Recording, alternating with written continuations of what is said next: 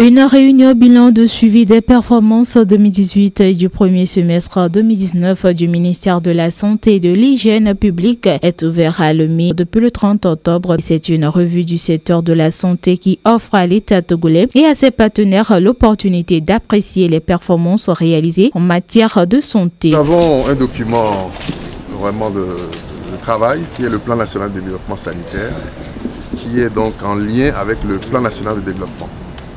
Et donc, il est de bon ton que de temps en temps, on s'arrête pour faire le point des activités réalisées et voir si nous pouvons donc ajuster un peu nos stratégies pour pouvoir atteindre les PNB. En fait, c'est ça, globalement.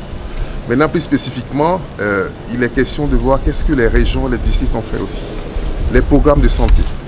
Et pouvoir voir un peu, est-ce que nous sommes efficaces et efficients? C'est-à-dire, avec les ressources injectées, est-ce que nous avons produit des résultats qui sont en accord avec ces ressources-là? Nous avons au total 34 indicateurs traceurs de progrès. Et dans ces indicateurs traceurs de progrès, nous avons quand même une vingtaine, 20, qui sont en bonne forme. C'est-à-dire ça avance bien. Mais nous avons aussi les 14.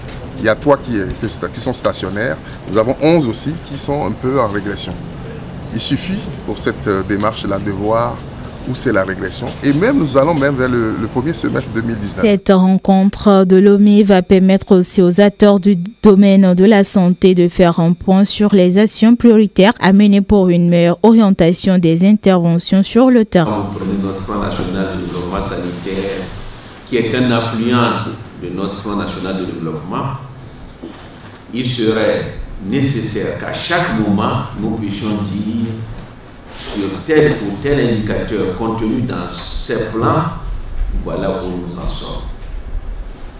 Donc, se pose la question de redevabilité. Selon l'OMS, sur les 34 indicateurs traceurs de progrès, 20% des indicateurs ont connu une amélioration alors que les 14 restants sont touchés par une contre-performance, ce qui signifie qu'environ 60% des objectifs sont atteints. Nous saluons cette initiative et cette reprise de la tradition de redevabilité, de savoir rendre compte, de savoir se regarder, faire une rétrospective et se projeter.